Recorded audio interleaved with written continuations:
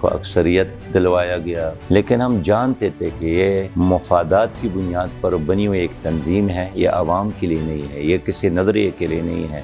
تو جو کام P T I والے کرتے تھے انہوں نے یہی ہمیشہ رویا کہ ہم گزشتہ حکومتوں کا گن صاف کر رہے ہیں، اس لیے کچھ نہیں کر سکے، نہ وہ 1 کروڑ نوکریاں دے سکے، نہ 50 لاکھ گھر بنا سکے، نہ پٹواری سسٹم تبدیل کر سکے۔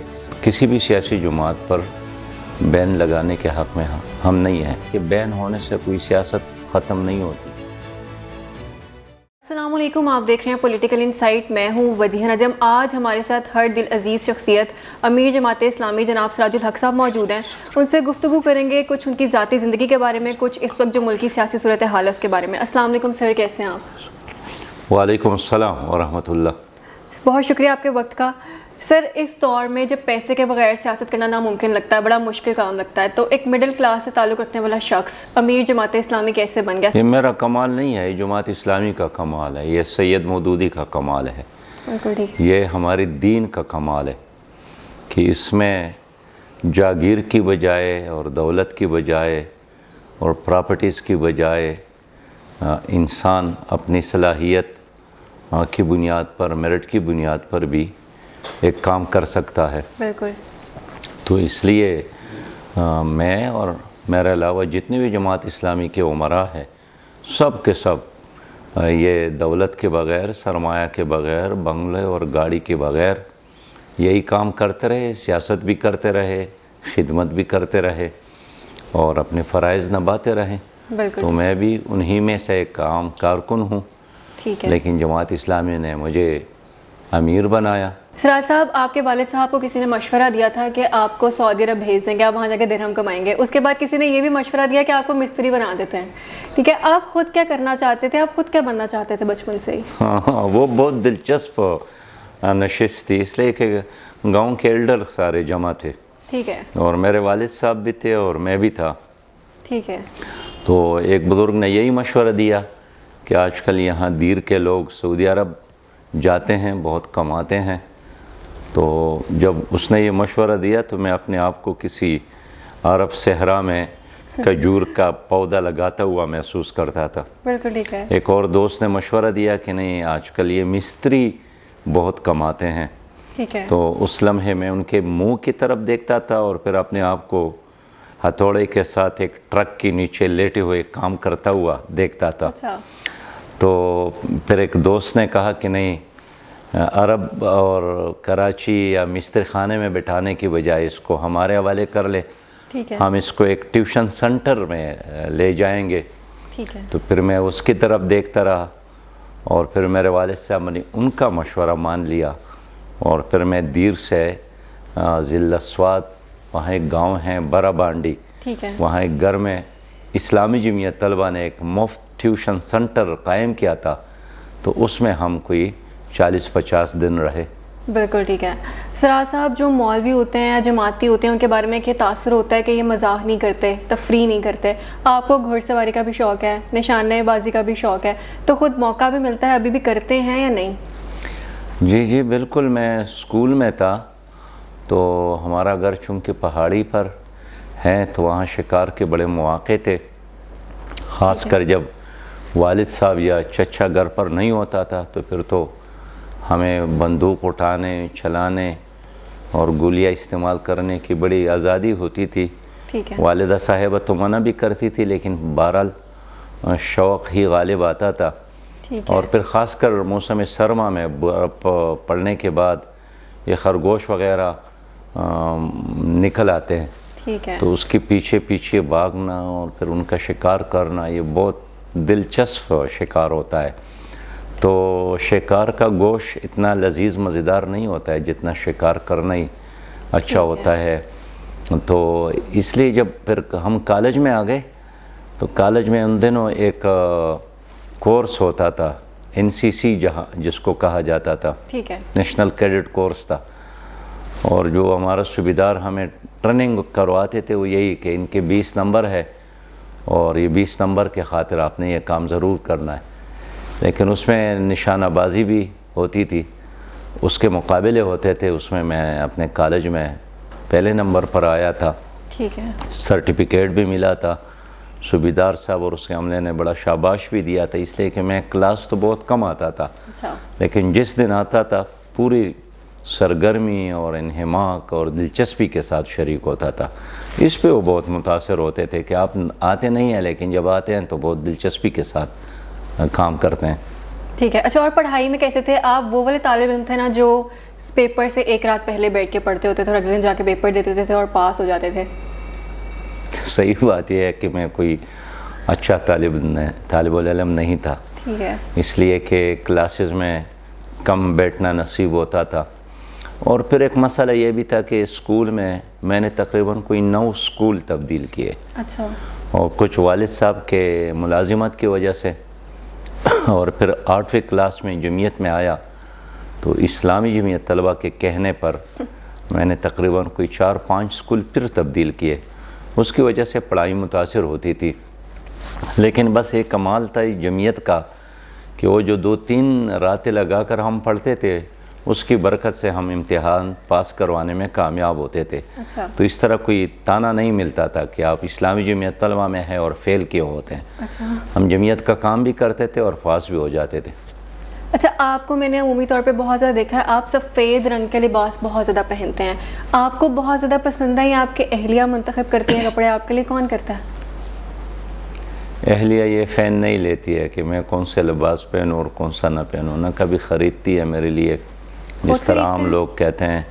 میں صحیح بات یہ ہے کہ زیادہ تر اپنا چوائس بھی نہیں ہوتا ہے. اچھا. یہ دوستوں کی چوائس پر ہوتا ہے. ٹھیک ہے. کبھی وہ کہتے ہیں سفید کپڑے پہنے تو وہ پہننا پڑتا ہے. اچھا. اور گھر والی کی بجائے یا اپنی پسند کی بجائے اپنے دوستوں کی پسند پہ کپڑے اور یہ ٹوپی، جوتے، بوٹ وغیرہ استعمال کرتا ہوں. بالکل ٹھیک ہے. اچھا، آپ کے والدین نے آپ کو یہ زحمت نہیں دی کہ آپ اپنے لیے اپنی ہم سفر کا انتخاب جو ہے وہ خود کریں، تو کیا آپ اپنے بچوں کو یہ آزادی دیں گے کہ اگر وہ زندگی میں جب شادی کرنا چاہیں تو یہ فیصلہ وہ خود کریں؟ ہاں، میں نے خود اپنی پسند کے بجائے والدین کی پسند پر شادی کی ہے. بالکل. اور اپنے بچوں کے لیے بھی یہی پسند کرتا ہوں. اور یہ کوئی اچھا کلچر نہیں ہے کہ بچے خود پسند کرے. عمومی طور پر ان کے فیصلے جذباتی ہوتے ہیں، ناکام ہو جاتے ہیں اور مایوس ہو جاتے ہیں اور اس سے خاندان تباہ ہو جاتے ہیں. تو والدین جو رشتہ طے کرتے ہیں اس میں زیادہ برکت ہوتی ہے. والدین ہمیشہ اپنے بچوں کے لیے صحیح فیصلہ لے کر جاتے ہیں. اس لیے میں ہمیشہ نوجوانوں کو یہی مشورہ دوں گا کہ اپنے والدین کی چوائس کے ساتھ اتفاق کر لو. اور یہ جو جذباتی باتیں ہوتی ہیں یہ بالکل وقتی ہوتی ہیں اور ہمیشہ لوگ پھر پچھتاتے ہیں، شرماتے ہیں. سراج صاحب، آپ کی شادی والے دن بارات کو آپ کے سسرالیوں کو آپ کے گھر تک آنے میں بڑی دشواری فیس کرنا پڑی تھی ایک پل کی وجہ سے، تو وہ کیا کہانی تھی؟ واقعی اس دن بہت زیادہ بارش تھی اور پانی بہت آیا تھا ندیوں میں اور سڑک بھی نہیں تھی. اور جتنا سڑک تھا تو وہاں پیدل آنا پڑا، اس لیے کہ گاڑیاں بھی جو ارینج کی گئی تھی وہ بھی پانی کی وجہ سے وہاں بند ہو گئی تھی. تو یہ تقریباً کوئی کئی کلومیٹر کا فاصلہ تھا جو دلہن صاحبہ نے وہاں کمپنی خود ہی طے کیا تھا. اچھا. اور شدید بارش تھی تو جب وہ بارات ہمارے گھر پہنچی تو مجھے بھی ان پہ بہت ترس آیا، لیکن کیا کرتے. تو پھر اہلیہ نے مجھ سے پوچھا کہ نام تو آپ کا اتنا بڑا ہے، ہم سنتے تھے، لیکن کام اتنا خراب ہے کہ آپ کے گھر کے آنے تک نہ سڑک ہے، نہ بجلی ہے، نہ ندیوں پر پل ہیں اور ہمیں اس حالت میں آنا پڑا. یہ الگ بات ہے کہ اللہ نے موقع دیا تو سڑکیں پھر میں نے بنائی. اچھا. ان ندیوں پر پل بھی بنائے. اچھا. اس علاقے میں بجلی بھی آ گئی. بالکل ٹھیک ہے. اسکول بھی بنے، ہاسپٹل بھی بنے. اور میں نے ان ندیوں سے یہی انتقام لیا کہ ان کے اوپر بڑے بڑے پل رکھے. بالکل ٹھیک ہے سراج صاحب، اگر ہم سیاستدانوں کی بات کریں تو ان کے ذرائع آمدن میں اور اثاثوں میں تضاد دیکھا جاتا ہے، لیکن ابھی تک آپ اس تضاد سے کیسے بچے ہوئے ہیں؟ یہ آپ کی بات صحیح ہے کہ سیاستدانوں کی جتنے بھی جائیدادیں ہیں وہ الیکشن کمیشن میں جو گوشوارے جمع کرتے ہیں ان کے مطابق نہیں ہوتے ہیں. بالکل. وہ اندر کچھ ہوتے ہیں، باہر کچھ ہوتے ہیں. بالکل. لیکن جماعت اسلامی کے اندر بھی ایک احتساب کا نظام ہے. آپ کا کارکن آپ سے ہر قسم کی معلومات لے سکتا ہے، اور آپ یہ نہیں کہہ سکتے کہ یہ میری ذاتی زندگی ہے یا ذاتی معاملہ ہے. اگر آپ امیر ہیں، اگر آپ وزیر ہیں، اگر آپ پبلک فگر ہے تو آپ کی ہر چیز کے بارے میں لوگ جاننا چاہتے ہیں، سمجھنا چاہتے ہیں، اور یہ ہمارے نبی مہربان صلی اللہ علیہ وسلم کی سنت ہے. بالکل. اس لیے اللہ تعالیٰ کا کرم ہے کہ ہمارے کسی کارکن پر، ہمارے کسی ممبر پر، ہمارے کسی وزیر پر کرپشن کا کوئی دبا نہیں ہے. بالکل. اور جو باطن ہے وہی ظاہر ہے. جو ان کا کے ساتھ جو بھی مال دولت جائیداد ہے وہی گوشواروں میں دکھاتے ہیں، ظاہر کرتے ہیں. تو یہ تو دو رنگی اور منافقت ہے نا کہ آپ الیکشن کمیشن سے چیزوں کو چھپاتے ہیں. اور کیوں چھپاتے ہیں؟ اگر آپ نے زیادہ بھی دکھایا تو وہ آپ سے لیتا تو نہیں ہے، لیکن کچھ دکھانا اور کچھ نہ دکھانا اس کا مطلب یہ ہے کہ دال میں کچھ کالا کالا ہے. اور جو کچھ آپ کے ساتھ ہے اس کا کوئی ریزن آپ کے ساتھ نہیں ہے کہ یہ پیسہ کہاں سے آیا ہے. اس لیے لوگ دوسروں کے نام پر پیسے بناتے ہیں پھر رکھتے ہیں. لیکن الحمدللہ جماعت اسلامی کا یہ مسئلہ نہیں ہے. ہم شفاف اور پاک دامن کے ساتھ سیاست کرتے ہیں، نہ صرف میں بلکہ میری پوری ٹیم. بالکل ٹھیک ہے. سراج صاحب، پاکستان کے تعلیمی اداروں میں جو اسلامی جمع طلبہ کا کردار ہے اس کے بارے میں ایک رائے قائم ہو گئی ہے کہ متشدد جماعت جو ہے وہ بن چکی ہے، ایسا کیوں ہے؟ یہ بالکل غلط پرسیپشن ہے. تعلیمی اداروں میں طلبہ یونین کا ہونا ضروری ہے. ٹھیک ہے. اسی کے نتیجے میں نئی قیادت آتی ہے، طلبہ کے مسائل ہوتے ہیں، طالب علم ذمہ دار بنتے ہیں. اگر تاجروں کا یونین ہے، ڈرائیوروں کا یونین ہے، تاکہ حجام کا یونین ہے، اساتذہ کا یونین ہے، تو طلبہ کا یونین کیوں نہیں ہو؟ ٹھیک ہے. اور پاکستان کے سیاست میں اگر آپ کو چند دانے ایسے ملتے ہیں جو جاگیر دولت کی بنیاد پر سیاست نہیں کرتے ہیں اور لیڈر بنے ہیں، ایم این اے بنے ہیں، تو یہ اکثریت ان لوگوں کی ہے جو ان یونین میں لیڈر بنے ہیں.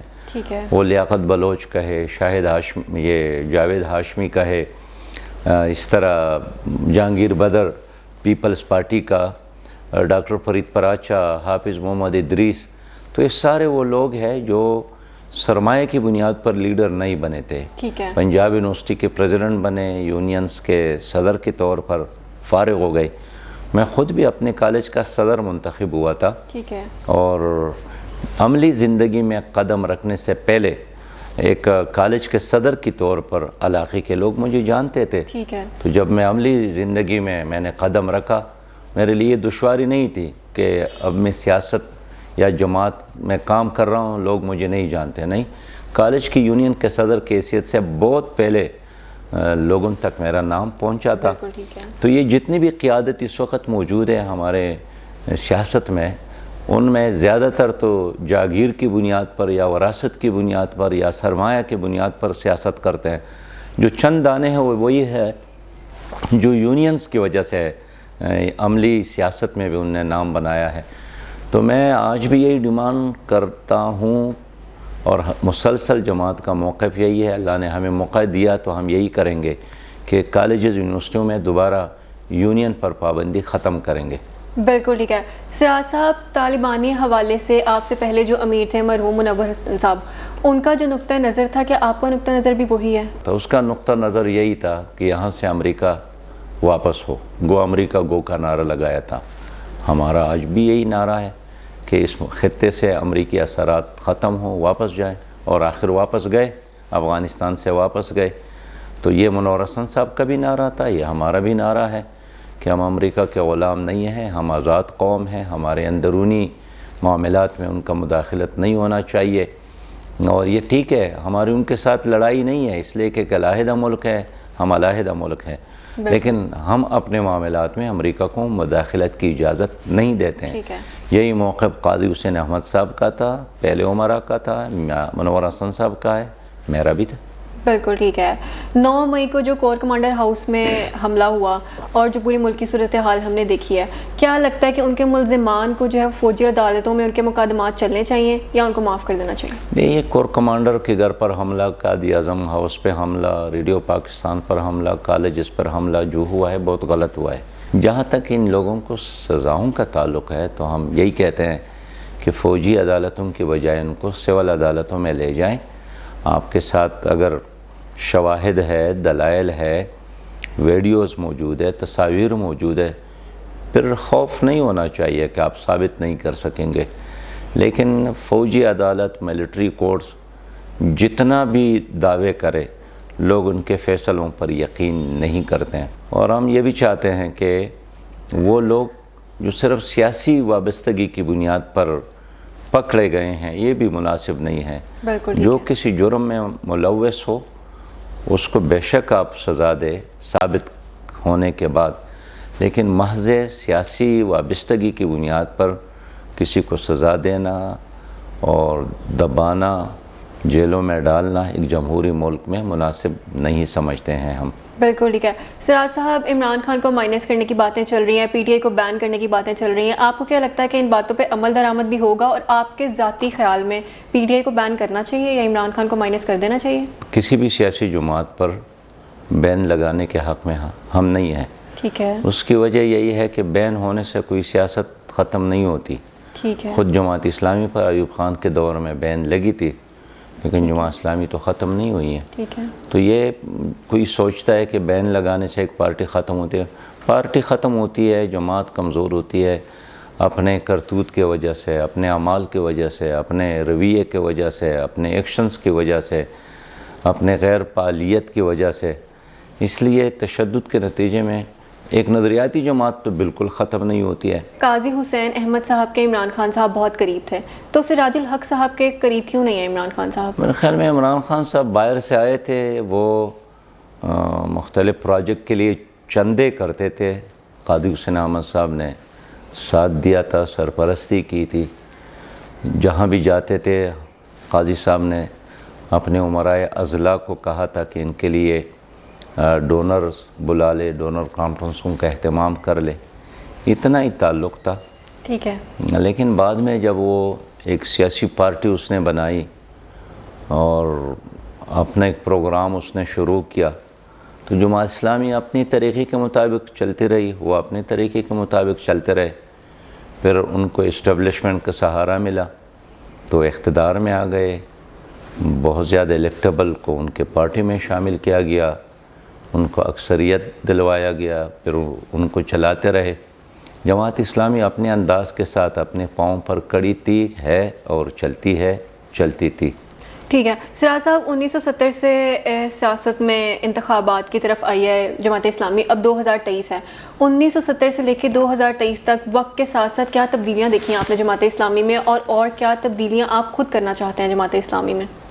ماضی میں جو ہوا نا وہ یہی ہوا ہے کہ ہم نے قومی اتحاد میں شرکت کی، پھر آئی جے آئی میں شرکت کی، پھر متحدہ مجلس عمل بنی، اس میں شرکت کی. تو اس اتحادی سیاست کی وجہ سے ہر حلقے میں ہم حصہ نہیں لے سکے. ٹھیک ہے. اور ہم مخصوص حلقوں تک محدود ہو گئے. اب ان اتحادی سیاست کی بجائے ہم نے یہی طے کیا ہے کہ ہم ہر جگہ حصہ لیں گے اور ہر شہری کے پاس جا کر ان کو ایک متبادل کے طور پر جماعت اسلامی پیش کریں گے. تو اب صرف آپ کے پنجاب میں 297 حلقوں پر ہم نے اپنی صوبائی کینڈیڈیٹ کھڑی کیے ہیں. تو جو آئندہ الیکشن ہوگا اس میں ہم اپنے جھنڈے اور اپنے نشان اور اپنے منشور کے ساتھ حصہ لیں گے، کسی اتحاد میں شریک ہونے کے بجائے. اس کا فائدہ یہی ہوگا کہ جو بھی ہمیں ووٹ دیتا ہے اس کے سامنے ہمارا کینڈیڈیٹ ہوگا، ہمارا نشان ہوگا. ماضی میں اس طرح نہیں تھا. جب پی ٹی آئی کے اگینسٹ پی ڈی ایم آئی تو Jamaat Islami P D M میں شامل کیوں نہیں ہوئی؟ پی ڈی ایم تو 13 جماعتوں کا ایک اتحاد ہے، کوئی نظریاتی اتحاد بھی نہیں ہے. یہاں زرداری صاحب تشریف لائے، پھر ادھر میاں شہباز صاحب بھی تشریف لائے تھے. ان کا یہی ڈیمانڈ تھا کہ آپ پی ڈی ایم کا حصہ بنیں. لیکن ہم جانتے تھے کہ یہ مفادات کی بنیاد پر بنی ہوئی ایک تنظیم ہے، یہ عوام کے لیے نہیں ہے، یہ کسی نظریے کے لیے نہیں ہے. اور یہی وجہ کہ 1 سال سے زیادہ عرصہ گزر گیا پی ڈی ایم بالکل فیل ہو گئی، ان کی حکومت فیل ہو گئی، ڈیلیور نہیں کر رہی ہے۔ تو جو کام پی ٹی آئی والے کرتے تھے انہوں نے یہی ہمیشہ ترانہ اور یہی رونا رویا کہ ہم گزشتہ حکومتوں کا گن صاف کر رہے ہیں، اس لیے کچھ نہیں کر سکے، نہ وہ 1 کروڑ نوکریاں دے سکے، نہ 50 لاکھ گھر بنا سکے، نہ پٹواری سسٹم تبدیل کر سکے۔ اب وہی کام یہی پی ڈی ایم والے کر رہے ہیں، تو اس لیے ہم دونوں کا حصہ نہیں ہیں، اور ہم ایک متبادل، ہمارے ساتھ ایک متبادل معاشی نظام ہے کہ سودی نظام کے مقابلے میں غیر سودی نظام ہو، آئی ایم ایف اور ورلڈ بینک سے قرضوں کی بجائے ایک خود انحصاری کا اپنا نظام ہو۔ ہم سرکولیشن آف منی پر یقین رکھتے ہیں، ہم غیر آباد زمینوں کو جوانوں میں تقسیم کرنے پر یقین رکھتے ہیں، ہم یہ جو 42 اقسام کے ٹیکسز ہے اس کو ختم کر کے ایک نظام لانا چاہتے ہیں جس کے ساتھ دولت زیادہ ہے وہ زیادہ دے گا، جس کے ساتھ نہیں ہے، اس کی کمائی نہیں ہے، وہ کم دے گا۔ یہ ظلم کا نظام ہے کہ 1 ارب پتی بھی اتنا ہی ٹیکس دیتا ہے جتنا بازار کے ایک چوکیدار دیتا ہے۔ تو ہمارے ساتھ ان تمام چیزوں کے مقابلے میں ایک متبادل سسٹم موجود ہے۔ وہ نظام، وہ انقلاب، وہ حقیقی تبدیلی کسی اتحاد کی صورت میں آپ نہیں لا سکتے ہیں۔ پاکستانی عوام اسلامی جماعتوں کو اقتدار میں نہیں لاتی یا کوئی اور رکاوٹ ہے؟ اگر پاکستانی عوام نہیں لاتی تو کیوں نہیں لاتی؟ کیا ڈر ہے، کیا خطرہ ہے؟ نہیں، عوام کا مسئلہ نہیں ہے، مسئلہ یہ ہے کہ اس ملک میں کچھ ایسے ادارے ہیں، کچھ ایسی قوتیں ہیں جو نہیں چاہتی ہیں کہ دیانتدار باصلاحیت لوگ آگے آ جائے، اور اس ملک میں شروع ہی سے کرب جاگیرداروں کا اور کرب سرمایہ داروں کا ایک ٹولہ مسلط ہے، نسل در نسل مسلط ہے۔ آپ ایک ایک کا نام دیکھیں کہ پراپرٹیز کے طور پر ان کو پارٹیاں ملی ہیں، کسی صلاحیت کی بنیاد پر، خدمت کی بنیاد پر، تو یہ لوگ نہیں آتے ہیں۔ باپ بادشاہ تھا تو اس لیے شہزادہ بھی بادشاہ بن گیا، اپنی کسی قربانی یا خدمت کے نتیجے میں نہیں۔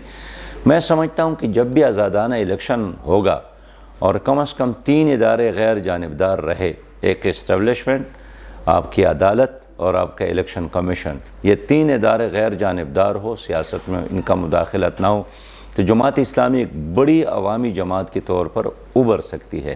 سراج صاحب، نوجوانوں کی اگر بات کی جائے تو ان کا رجحان جماعت اسلامی کی طرف کس حد تک دیکھ رہے ہیں آپ؟ جب بھی یہ یونینز کے الیکشن ہوتے تھے یونیورسٹیوں میں، کالجز میں، تو Karachi university, Punjab university, Quaid Azam university, Peshawar university, ہر جگہ جماعت اسلامی پر، اسلامی جمعیت طلبہ پر یہ نوجوان اعتماد کرتے تھے، خاص کر ہمارے طالبات، ہماری بیٹیاں۔ اور آج بھی نوجوانوں کی سب سے بڑی تنظیم اس ملک میں وہ جے آئی یوتھ ہے، اور خواتین سب سے بڑی تنظیم خواتین کا وہ جماعت اسلامی کا خواتین ونگ ہے۔ پاکستان تحریک انصاف کے جتنے بھی لیڈرز ابھی تک پی ٹی آئی چھوڑ کے گئے ہیں، ان میں سے کبھی کسی نے آپ سے رابطہ کیا کہ وہ جماعت اسلامی میں شامل ہونا چاہتے ہیں؟ 2 طرح کے لوگ ہیں، ایک ہے وہ الیکٹیبلز جو پی ٹی آئی میں شامل کیے گئے تھے، ٹھیک ہے، اب وہ گئے ہیں، ان میں سے اکثریت تو خاموش ہے، اور کچھ پیپل پارٹی میں گئے ہیں اور کچھ قاپ لیگ میں شامل ہو گئے ہیں۔ لیکن جو عام ووٹر ہے، جو عام کارکن ہے، جو تبدیلی کی ایک خواب کے ساتھ پی ٹی آئی کے ساتھ گیا تھا، وہ خاموش ہے، اور جو سروے ہو گئے ہیں اس میں ان نوجوانوں کا سیکنڈ آپشن ہر جگہ جماعت اسلامی ہی ہے۔ بالکل ٹھیک ہے۔ سراج صاحب، آنے والے انتخابات میں ہم سب کو آزما چکے ہیں، آپ کو کیا لگتا ہے کہ اب پاکستانی عوام ملک کس کے حوالے کرے گی؟ میں آپ سے بالکل صاف صاف بات کرنا چاہتا ہوں کہ اگر آپ چاہتے ہیں کہ اس ملک میں کرپشن کا خاتمہ ہو تو پھر کرپشن فری جماعت تو جماعت اسلامی ہے۔ تو میں سمجھتا ہوں کہ اگر بغیر حکومت کے ہم خدمت کرتے ہیں، دیانتداری کے ساتھ، لوگ ہم پر اعتماد کرتے ہیں، ہماری دیانت پر، ہماری صلاحیت پر، تو ہم قوم کو یہی وعدہ دیتے ہیں کہ آپ الیکشن میں جماعت اسلامی کو ووٹ دے، ہم آپ کو ایک بہترین جدید پاکستان دے سکتے ہیں، تعلیم کے لحاظ سے، معیشت کے لحاظ سے، زراعت کے لحاظ سے، صنعت کے لحاظ سے، اور سب سے بڑی بات یہ کہ عدل اور انصاف کے لحاظ سے۔ بالکل ٹھیک ہے۔ سراج صاحب، اگر عمران خان مائنس نہیں ہوتے اور پی ٹی آئی پہ بین نہیں لگتا تو جتنی خان صاحب کی مقبولیت ہے عوام میں، کیا لگتا ہے خان صاحب کم بیک کر لیں گے؟ دیکھیے، خان صاحب تو گزشتہ 10 سالوں سے خیبر پختونخوا میں ان کی حکومت تھی، پونے 4 سالوں میں یہاں بھی انہوں نے حکومت کی، پیپل پارٹی نے بار بار حکومت کی، مسلم لیگ نے بار بار حکومت کی، تو ان لوگوں کے ہونے سے یہی ہوگا جو اس وقت ہو رہا ہے۔ لیکن اگر آپ چاہتے ہیں کہ ایک حقیقی تبدیلی آ جائے، ایک خوبصورت پاکستان، ایک منظم پاکستان، ایک ترقی یافتہ پاکستان، ایک آگے بڑھتا ہوا پاکستان آپ دیکھنا چاہتے ہیں، تو پھر آپشن صرف اور صرف جماعت اسلامی ہے۔ کچھ دن پہلے قاتلانہ حملہ آپ پر کیا گیا، اس کے بارے میں کیا تحقیقات چل رہی ہیں، کون لوگ تھے؟ صحیح بات یہ ہے کہ ہماری کسی کے ساتھ کوئی ذاتی دشمنی تو نہیں ہے۔ اسلام اور پاکستان کا جو دشمن ہے وہ ہمارا مخالف ہے، اور یہ حملہ مجھ پر نہیں تھا، یہ پاکستان پر تھا۔ یہ ایک آدمی کو انہوں نے ہٹ نہیں کیا، بلکہ میرے پوری جلوس پر انہوں نے حملہ کیا۔ اللہ نے ناکام بنائے، خود اس میں ختم ہو گئے۔ لیکن بہرحال یہ بتانا کہ اس سازش میں کون شریک تھے، کہاں یہ سازش تیار ہو گئی، یہ بتانا، قوم کے سامنے رکھنا، یہ حکومت کا کام ہے۔ مجھے شہباز شریف صاحب نے فون کیا کہ میں پوری طرح تحقیقات کر رہا ہوں، اور پوری طرح یکسوئی ہو جائے تو پھر میں آپ کے ساتھ شیئر کروں گا۔ تو ہم انتظار کر رہے ہیں کہ حکومت ہمیں پوری حقائق سے آگاہ کر لے۔ ادارے ان کے ساتھ ہے، ذرائع ان کے ساتھ ہے، یہ حکومت کا فرض ہے، ایک شہری یہ کام نہیں کر سکتا ہے۔ اللہ تعالیٰ نے ہمیں بچایا، ہم اللہ کا شکر ادا کرتے ہیں۔ بقیہ زندگی جتنی بھی بچی ہے انشاءاللہ وہ اسلام اور پاکستان کے عوام کے خاطر۔ ٹھیک ہے سراج صاحب، جب اس طرح کی خبریں آپ کے گھر والے دیکھتے ہیں کہ جس طرح سے بھی آپ پہ حملہ ہوا، اللہ تعالیٰ نے آپ کو بچا لیا، تو کیا اہلیہ کی طرف سے، بچوں کی طرف سے یہ آتی ہے خواہش کہ آپ پیچھے ہو جائیں سیاست سے، یا جان کو خطرہ ہے؟ میری اہلیہ نے مجھے کہا کہ زندگی اور موت تو اللہ کے ہاتھ میں ہے۔ وہ نہ گھبرائی تھی، نہ میرے آنے پہ اس نے رویا اور خوشی کا اظہار کیا، بلکہ ان کا فقرہ یہی تھا کہ ہم حلال رزق کھاتے ہیں، اس لیے اللہ تعالیٰ نے ہمیں بچایا۔ اور ہمارے گھر کا ایک پروٹوکول ہے، آپ سے ویسے عرض کروں، آپ نے پوچھا ہے کہ میں جب باہر ہوتا ہوں تو باہر کی کوئی تکلیف یا مشکل مصیبت سے میں اپنے گھر کو آگاہ نہیں کرتا ہوں۔ ٹھیک ہے۔ اور اس حوالے سے کبھی میں فون نہیں کرتا ہوں کہ آج میں اس مشکل میں ہوں۔ لیکن ہماری جو اہلیہ ہے وہ بھی کبھی مجھے فون نہیں کرتی ہیں کہ گھر میں کوئی بیمار ہے، یا بچہ بیمار ہے، یا یہ مشکل ہے، یا یہ مسئلہ درپیش ہے۔ فون کرتے رہتی ہے، لیکن بہت سارے ایسے واقعات ہو جاتے ہیں کہ آنے کے بعد مجھے پتہ چلتا ہے، تو اس کی وجہ سے گھر والوں کو بھی سہولت ہے اور مجھے بھی بہت سہولت ہے۔ آپ گھر کے کاموں میں، کچن کے کاموں میں مداخلت کرتے ہیں، یا پھر اسی طرح جس طرح سے غیر جمہوری طاقتوں کی مداخلت سیاستدانوں کو پسند نہیں ہے، اسی طرح سے آپ کی اہلیہ کو بھی پسند نہیں ہے آپ کے کچن میں مداخلت؟ نہیں، گھر والے تو چاہتے ہیں کہ آپ آ کر کام کریں ہمارے ساتھ، لیکن آپ نہیں کرتے؟ لیکن ٹائم کا مسئلہ ہوتا ہے، اور کچن میں مداخلت کرنا بہت مزے کا کام ہوتا ہے۔ لیکن صحیح بات یہ ہے کہ ہمارے جو مشرقی روایات ہیں، یا ہمارے ملک کا جو کلچر ہے، اس میں کچن میں مکمل حکمرانی یا گھر میں حکمرانی وہ اہلیہ کی، بچوں کی ماں کی ہوتی ہے۔ بالکل ٹھیک تو ہے۔ اس میں جتنا آپ مداخلت کریں گے اپنے لیے خود مشکلات پیدا کریں گے۔ بالکل ٹھیک ہے۔ بس آپ کو یہ چاہیے کہ کپڑے تیار ہو آپ کے لیے، کھانا تیار ہو آپ کے لیے، آپ کی سہولت کا خیال رکھیں۔ باقی گھر میں تمام لوگوں کو مشورہ دیتا ہوں کہ مداخلت نہ کریں، باہر جو بھی کرنا چاہے، لیکن اندر جس کی حکمرانی ہے بس اسی پر چھوڑے، وہ بہتر مینیج کرتی ہے۔ انہیں مردوں کے بنسبت خواتین گھر کو بہتر چلاتی ہے، اس لیے اس پر اعتماد کرنا چاہیے۔ آپ کی جیب میں جو کچھ بھی ہے ان کے حوالہ کرنا چاہیے، وہ جانے اور ان کا کام جانے۔ بالکل ٹھیک ہے، بہت شکریہ آپ کے وقت کا۔ میرے ساتھ سراج الحق صاحب موجود تھے، ان کی گفتگو آپ نے سنی ہے۔